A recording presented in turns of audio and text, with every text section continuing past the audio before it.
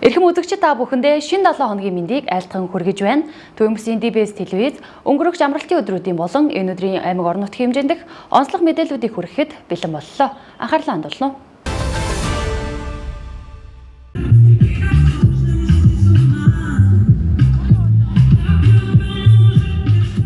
Дахин иргэд Европын албаны өдөрлөгөөс Европын холбооны байгууллагуудын үйл ажиллагаа төсөл хөтөлбөрийн талаар мэдээлэл, Европод суралцах боломж, аялах боломж гэх мэт олон төрлийн мэдээллийг авч амьдралдаа одоо хэрэглэх гэдэг найдаж байна.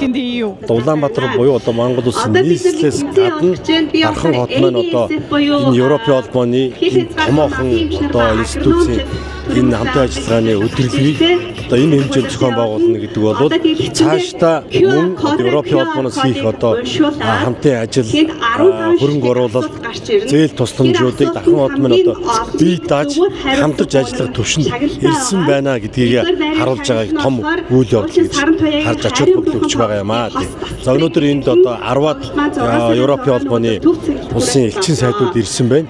За энэ бол бас их одоо Монгол Дархан хотод болж байгааг хүндэтгэлтэй үйл ажиллагаа одоо харуулж байгаа ийм одоо том үйл ажиллагаа болж байгааг харж байна. Тэгээ манай орон нутгийнхан, сайн дурынхан, Европын холбооны улсууд ч өөрсдөө маш сайн идэвхтэй ажиллалаа. За тэгээ манай Дархан хотын хувьд бол бас нэг онцлог зүйл найрамдын Дархан хот. Яагаад найрамдын Дархан хот гэсэн бэ гэхээр 1961 онд одоо анх удаа энэ бурхантай үдийг гэдэг зүйдэлтэн газар 20-р зууны соошин соёл тэрэгжлийг анх байгуулахдаа одоогийн Европын холбооны улсаас бараг 6 улс хамтарч одоо Дархан хотын анхны тэзүү судалгаа бүтээн байгуулалтын ажлуудыг одоо хамтарч хийсэн байдیں۔ За үүн дотор одоо нэрэлбэл одоо Унгар, Болгар одоо тэр үеийн Чехословак тийм ээ одоогийн Чех, Словак улсууд за мөн Югослав, за мөн Германууд одоо оролцож мөн манай анхны одоо тэзүү одоо газрын байгаль орчны судалгааг хийсэн байдаг. За тэгэхээр тэр улсууд ч өнөөдөр одоо Дархан хот маань ямар сайхан одоо хөгжиж ирснийг хараад бас их сэтгэл хангалуун байна.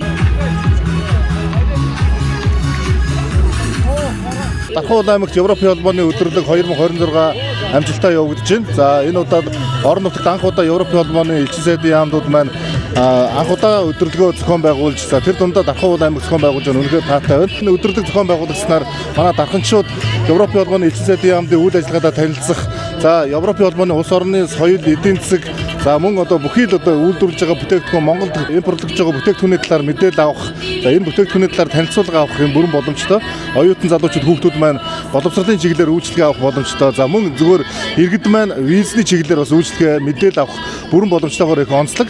За мөн Европын холбооны төслөөр хэрэгжиж байгаа төсөл хөтөлбөрүүдийн талаар мэдээллүүдийг танилцуулж байгаагаар их онцлог юм аа. Тэгээд дарханчууд маань өнөөдөр маш өргөн дэдгэр оролцож байна. Энд үнэхээр хадгалтай байгааг илэрхийлье. Тэгээд өнөөдөр энд Европын холбооны элчин сайдын яамдаас гадна энэ төсөл хөтөлбөр хэрэгжиж байгаа аж ахуй нэгж байгууллагуудын асрууд гээд нийтдээ 70 орчим асрууд гарсан байна. Тэгээд дарханчууд маань үнэхээр өргөн цар хүрээтэй оролцож байгаа нь таатай байна. За ялангуяа манай хүүхэд залуучууд маань, өсвөр насны хүүхэд залуучууд маань Европын холбооны улс орнуудаас суралцах, мэдээлүүдээ авах, тэтгэлэг төлбөрт хамрагдах энэ боломжоо судалж байгаа нь үнэхээр таатай байгааг илэрхийлье. Тэгээд бас энэ дашрамд манай волонтероор ажиллаж байгаа манай IELTS хөтөлбөрийн суралцагч нартаа бас баярснаа илэрхийлье. Энэ хүүхдүүд маань эдгээр бас элчин сайдын яамдуудтай волонтероор ажиллаж холбоо тогтоох, цаашдаа одоо сургууль соёлын хөтөлбөрт хамрагдах юм боломж нээгж байгаад нь бас их таатай байна. Тэгээд бүх дарханчуудаа дахин талархснаа илэрхийлье. Европын холбооны нийт 28 улсын төлөөлөлд оролцсон бас юм томоохон одоо арга хэмжээ болж байна. Энэ бол одоо Улаанбаатар хотоос гадуур Европын холбооны өдөр бол анхны одоо арга хэмжээ болж байгаа. Европын холбоо бол манай улс оронд бас их одоо олон төрлийн хөнгөлтөө зээл тусламж одоо донорыг одоо өгж ирсэн. Энэний одоо тусгал болж манай Дархан аймагт нэрлэхэд одоо 2 том төслийг хийж болж байна. Нэгдүгээрт одоо манай дарханчуудын хамгийн сайн мэддэг дархны зам Европын сэргээс босгох төгслийн банкны одоо санхүүжилтээр нэг урсгалыг санхүүжүүлсэн. Азийн хөгжлийн банкаар нэг урсгалыг санхүүжүүлсэн байдаг. Хоёрдугаарт одоо 3дугаар шатлалын буюу Улаанбаатар хотоос гадуурх хамгийн өндөр дээд одоо төвшний эмнэлгийг одоо бас санхүүжүүлэхээр болоод одоо манад ингээд төсөл нь хэрэгжээд ингээд явж байна. За манай дархны залуучууд сурах, боловсрох, тэтгэлэг авах. За ард иргэд маань бас бизнесийн хамтын ажиллагаа өргөнүүлэх, гадагшаа дотгошоо явах, Европтой хамтарсан бизнес хийх боломжийг одоо авчирч ард иргэдтэйгээ уулзуулж байгаагаараа энэ арга хэмжээ онцлог байна. Тэгээд аймгийн засаг даргын тамгын газар болон Европын холбооныхан тэгээд одоо бас их хурл засгийн газрын гишүүдийн одоо хамтын ажиллагааны үр дүндийн арга хэмжээ сайхан болж байна.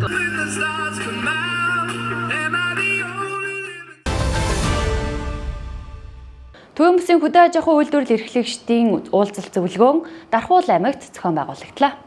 Төвийн бүсийн хөдөө аж ахуйн үйлдвэрлэл эрхлэгчдийн уулзалт Дархуул аймагт боллоо. Орон нутагт тулгамдж буй асуудлыг шийдвэрлэх, гарц шийдлийг бодлогын түвшинд тодорхойлж, төр хувийн эмчлийн хамтын ажиллагааг идэвхжүүлэх зорилготой уг уулзалтаар хүнс хөдөө аж ахуйн хөнгөн үйлдвэрийн салбарт хэрэгжүүлж буй бодлого шийдвэрийн хэрэгжилт, цаашид хэрэгжүүлэх арга хэмжээг танилцуулж, орон нутгийн удирдлага, төр захиргааны байгууллагын төлөөлөгчид болон малчид тариаланчид, жижиг дунд үйлдвэрлэл эрхлэгчдийн санал бодлыг сонсож хэлэлцүүлэг өргүүллээ. Дархуул аймагт Төвийн бүсийн энэ үйлдвэрлэл эрхлэгчдийн дээр нь хүнс хөдөө аж ахуйн салбарын зөвлөгөөн болж байна.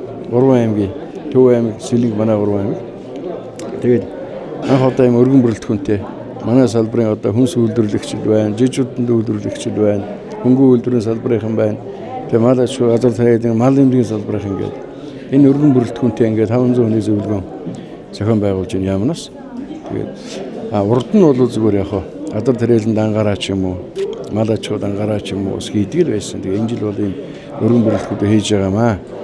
За энэ угаасаа хүнс хөдөө хөнгөн үйлдвэрийн яамнаас 6 бүсэд ингэж цоврал юм уулзалт хийж байгаа. Тэгээ дөрөвдөх нь манай энэ бүсийн уулзалт. Тэгээ гол нь бол ямар зорилготой гэхлээр засгийн газрын төвшөнд, аймгийн төвшөнд, сумын төвшөнд, багийн төвшөнд, за үйлдвэрлэл эрхлэгчийн төвшөнд толгомжтой асуудал юу байгаа юм? Хоорондоо ажиллаа яаж уялдуулах юм гэдгийг л өнөөдөр одоо ярьж олон талаасаа уулзаж, саналуудаа солилцож ийм одоо нэгдсэн үр дүнд хүрэх юм зорилготой юм. Нэгдсэн шийдэлд хүрэх. Тэгээ энэ дэр бол маш олон баг сумын дарга нар ирсэн байгаа. Аймагуудын одоо удирдлагууд ирсэн байгаа. Хүнс хөдөө аж ахуйн үйлдвэрийн яам дээр нь хурлын олон гишүүд ирсэн байна. Тэгэхээр төрийн бүх шатандаа л ерөөсөө манай салбарын чиглэлээр асуудлаа ярьж нэг одоо шийдэл хүргье л гэдэг ийм зорилготой ийм зөвлөгөө болж байгаа юм аа.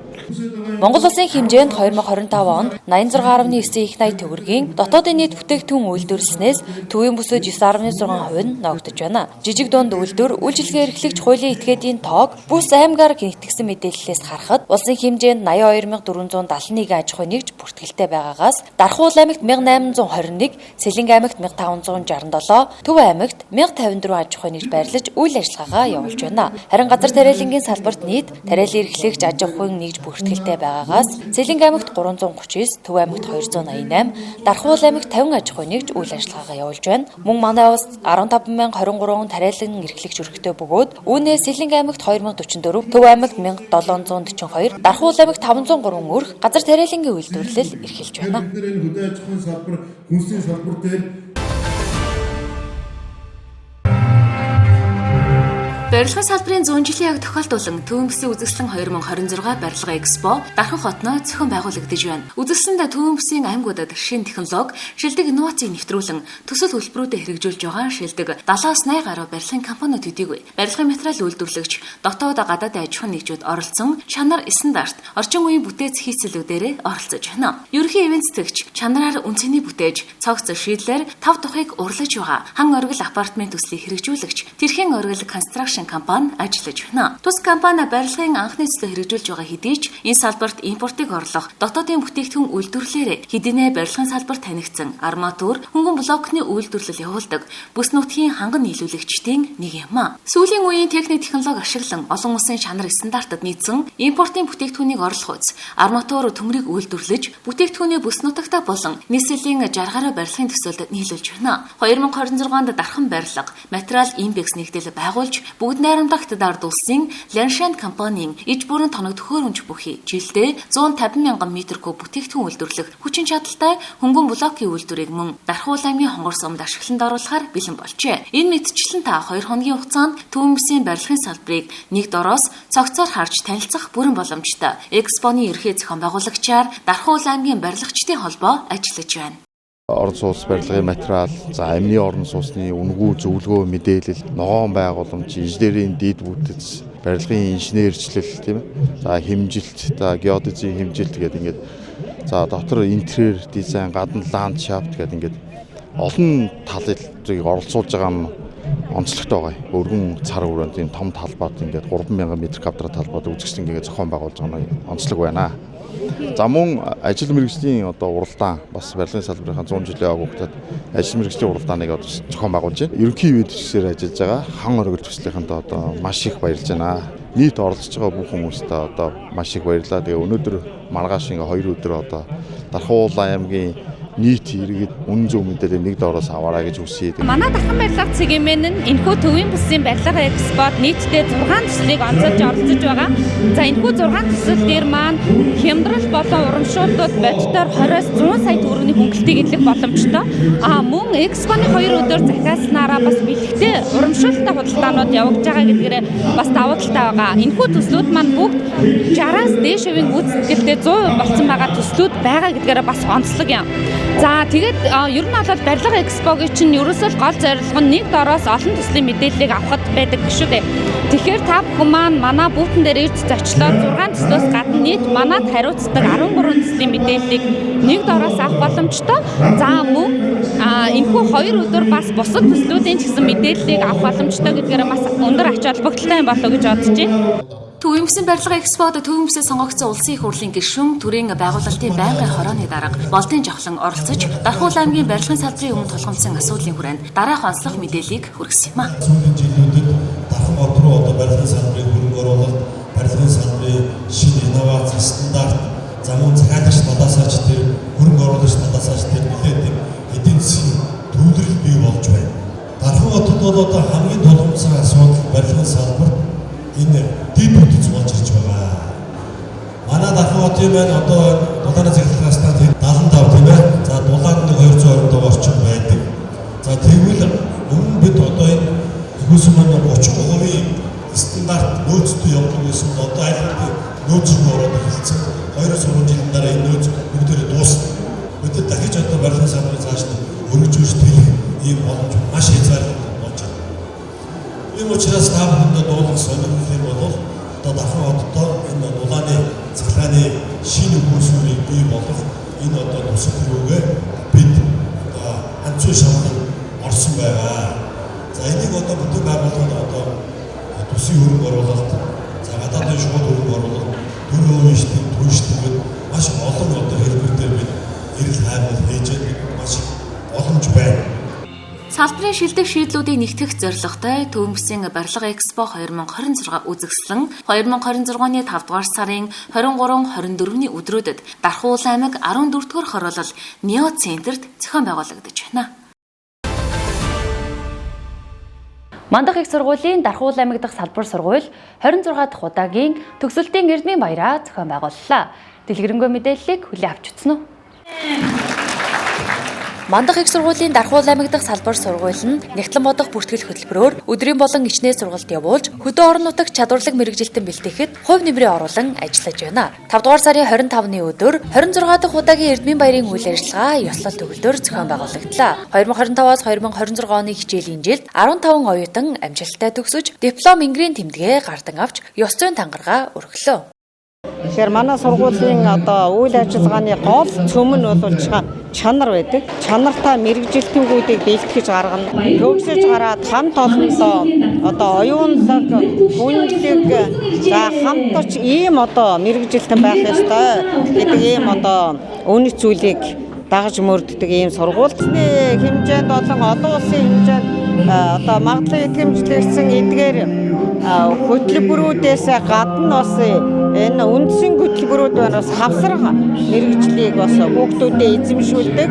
За өнөөдрийн төгсөн гарч байгаа хүүхдүүд бол Нягтлан бодогч гэсэн мэргэжлийн бакалаврын дипломтой төгсгөөс гадна бас одоо олон улсын болон хавсрах мэргэжлийн бас сертификат авч байгаа. Төгсөгчд бол өнөөдөр зах зээлд одоо хамгийн эрэлттэй ийм одоо төгсөгчд байгаа. Өнөөдөр гэхэд одоо манай сургуулийн одоо салбарыг төгсөж байгаа 3-4 хүүхэд бол Улаанбаатар хотын томоохон одоо компаниудаас ажлын байрны захиалга авсан байна.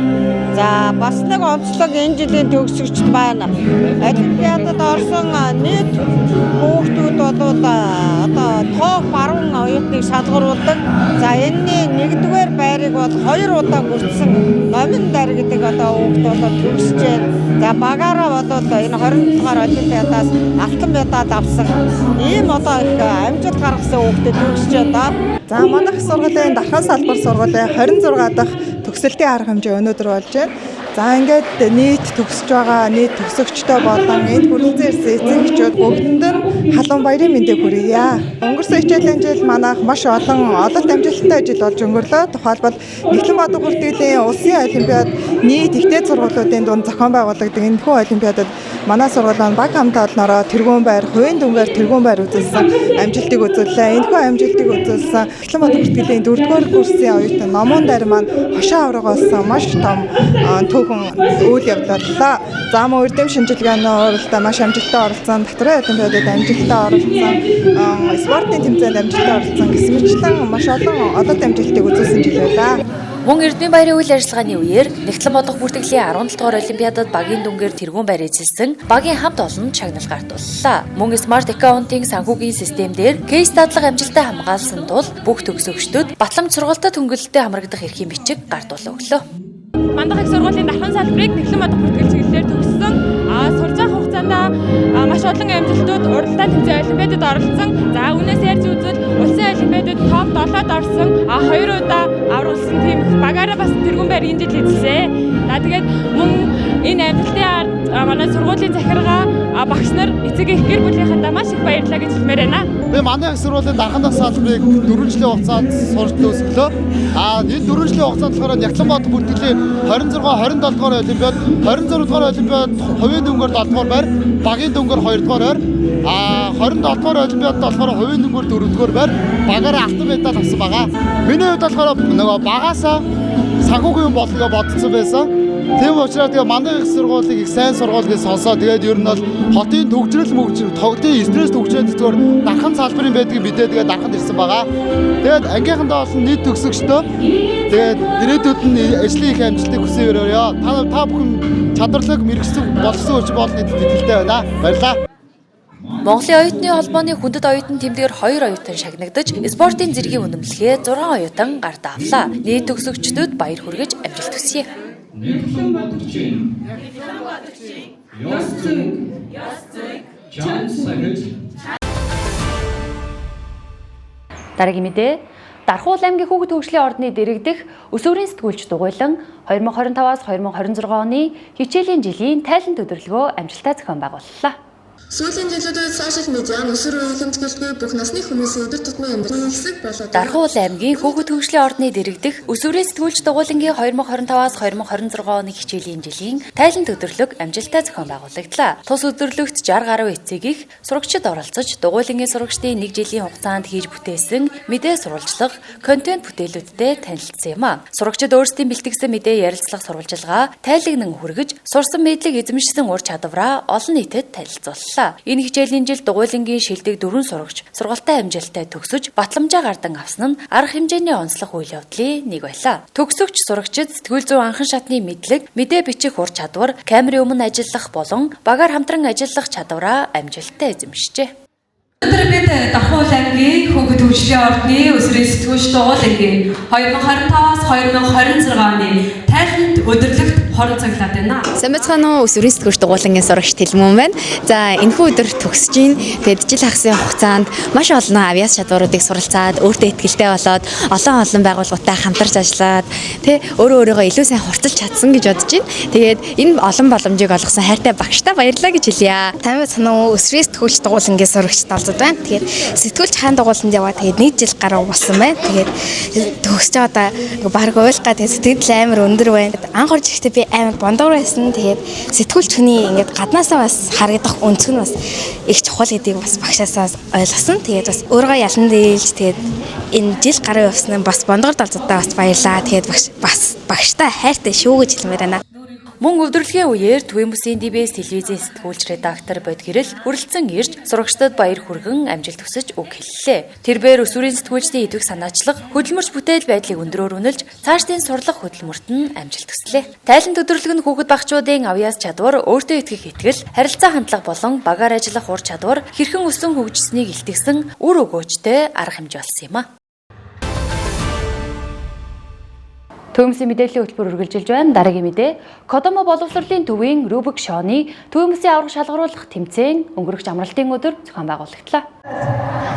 Дархан Японы соёлын нийгэмлэгийн харьяа Кодомо боловсролын төв нь 2023 оноос эхлэн дэлхийн шооны холбоог Монгол улстай албан ёсоор төлөөлдөг үнэн Рубик шооны холбоотой хамтран Рубик шооны сургалтыг амжилттай зохион байгуулж байна. Рубик шоон зөвхөн тоглоом бус хүүхдийн оюуны хөгжлийг дэмжих дэлхийд дахин төлийн зөвшөөрөгдсөн сургалтын хэрэглэгдэхүүн болоод байна. Рубик шооны төвөмсийн аврах шалгаруулах энэхүү тэмцээнд Дархуул аймгийн 16 цэцэрлэгийн төлөөлөл болсон бяцхан суралцагчид оролцож байгаа нь хүүхдийн оюуны хөгжлийг дэмжих боловсролын ач холбогдол улам бүр нэмэгдэж байгаагийн тод жишээ болж байна.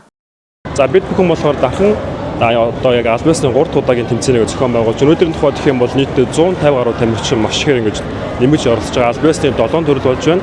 За тэгээд болохоор бид бүхэн болохоор Дарханы Кодомо сургуулийн төвд одоо яг 20 жилдээ одоо яг хамтран ажилласан хүчнүүд бол яг Дархан аймагт бол шооны хөгжлөгд бол жил гаруй хугацаа гэдэг бол маш эмчилтэйгээр гэдэг хөгжлөгд бус одоо хот болон бүс нутгуудыг бол аль хэдийн бол гэдэг бол даваад байна.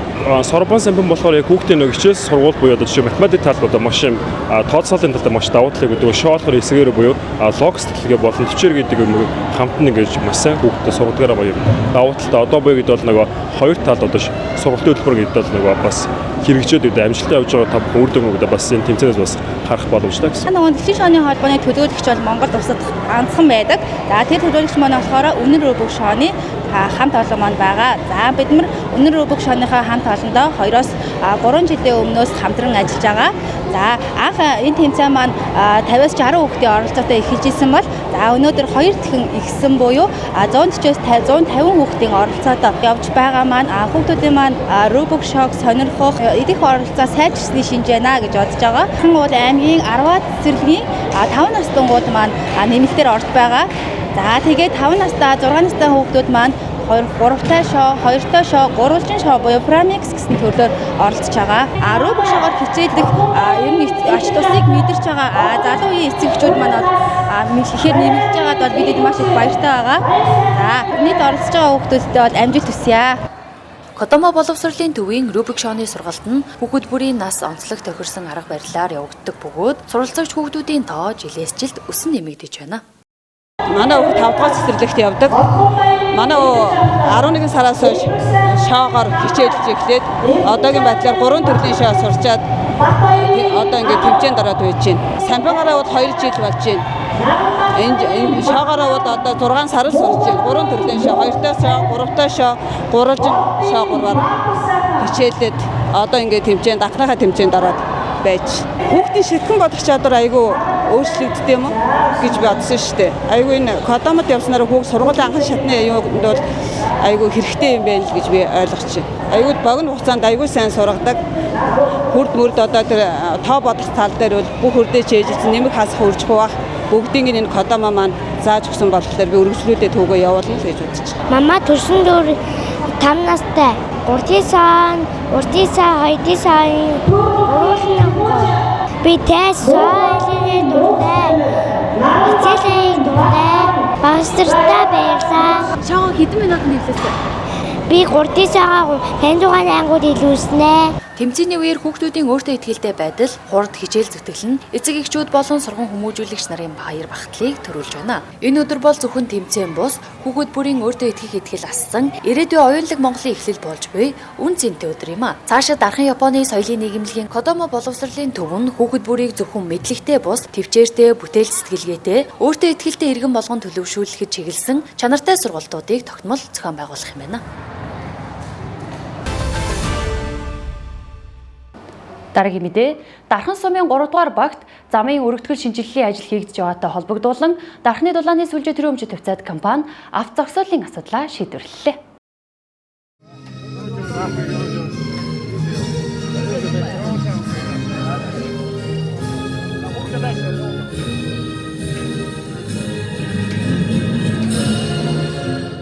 Дарханы дулааны сүлжээ төрийн өмчөд тавьцаад компани өнөөдөр бас төв хаалганыхаа нээлтийг бас хийлээ. Учир нь бол энэ Дархан хотод одоо хийгдэж байгаа бүтээн байгуулалттай холбоотойгоор манай тосгоны төв зам маань 4 игнээ болсноороо манай дулааны сүлжээ маань бол одоо урд хэсгээр орж байсан хаалгаа, баруун тишээгаа бол хуучин байсан хаалгаа бол одоо бас бүтээн байгуулалтын ажлаар бас өргөтгөж машины зогсоолуудыг өргөдгөж одоо төв хаалганыхаа нээлтийг хийж өнөөдөр компанийн төвийг бол мандуулж байна.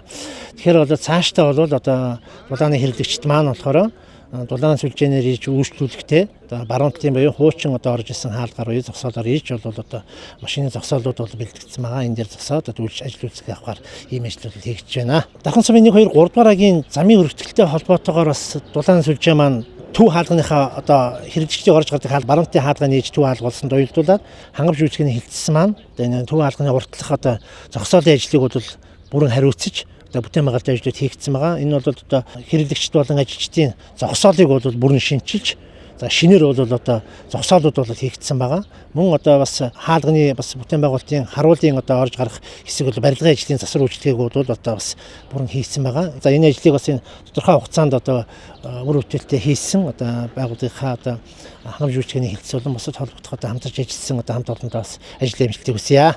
Энэ гурван үйлчлэгээр бид нар энэ баруун хаалгаа ашиглалтанд оруулж байна. За энэ баруун хаалгыг ашиглах Дархуул аймгийн эмэгтэйчүүдийн холбооноос бэлтгэсэн мэдээллээр хөтөлбөр үргэлжилнэ. Европын өдөрлөг 2026 энэ жил орон нутагт анх удаа Дархуул аймаг зохион байгуулагдсан тохиолдуулан Европын холбооны санхүүжилтээр хэрэгжиж буй хөдөлмөр эрхэлж буй эмэгтэйчүүдийг чадваржуулах Дархуул аймагт эрүүл аюулгүй эрхтгийгч ажлын байрны орчныг бэхжүүлэхийн төслийн нээлтийн арга хэмжээ 5 дугаар сарын 23-ны өдөр боллоо. Уг төслийг Дархуул аймгийн эмэгтэйчүүдийн холбоо, Дархуул аймгийн үйл дүүрсний эвлэлийн холбоо, бизнес боломж хөгжлийн гүр төвтэй хамтран хэрэгжүүлж байгаа юм а. Төслийн нээлтийн арга хэмжээнд Дархуул аймгийн иргэдийн төлөөлөгчдийн хурлын дарга Янжмаа, Дархуул аймгийн засаг дарга Аз Жаргал, Европын холбооноос Монгол улсад суугаа элчин сайд Ина Марчлюнэтэй болон Европын холбооны гишүүн орнуудын хүндэт элчин сайд нар болон төлөөллүүд оролцлоо.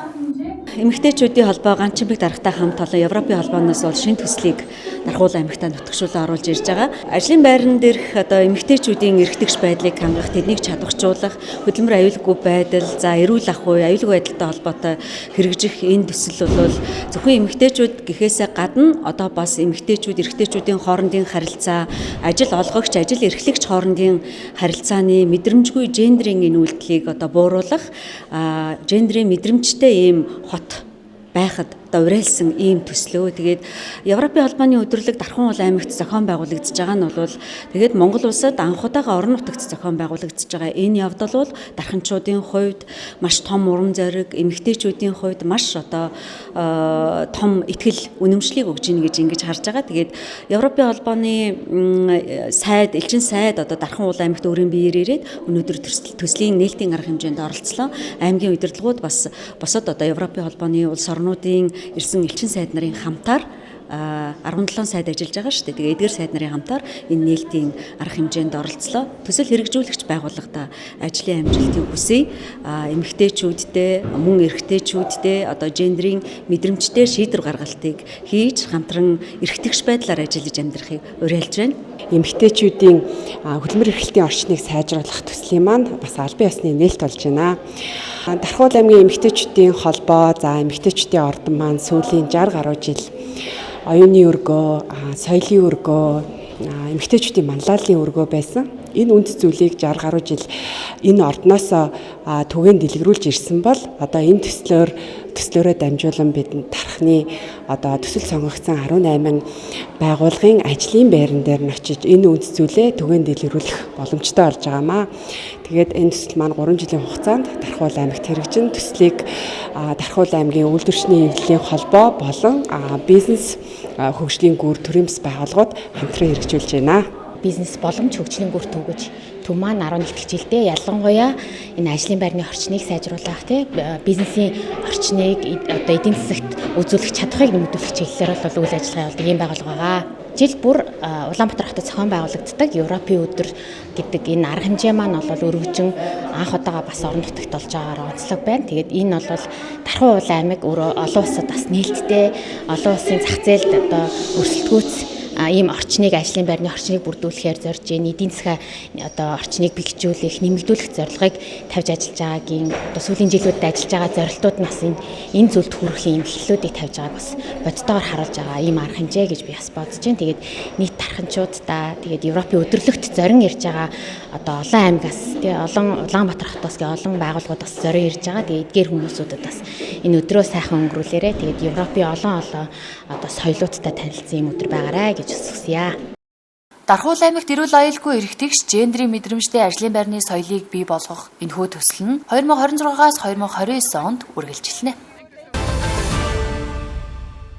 DBS телевизийн мэдээний албанаас бэлтгэн хүргэдэг төвөмсгийн мэдээллийн хөтөлбөр даваа гарагийн дугаараа үзэгчдэд хүргэлээ. Анхаарал хандуулсанд баярлалаа.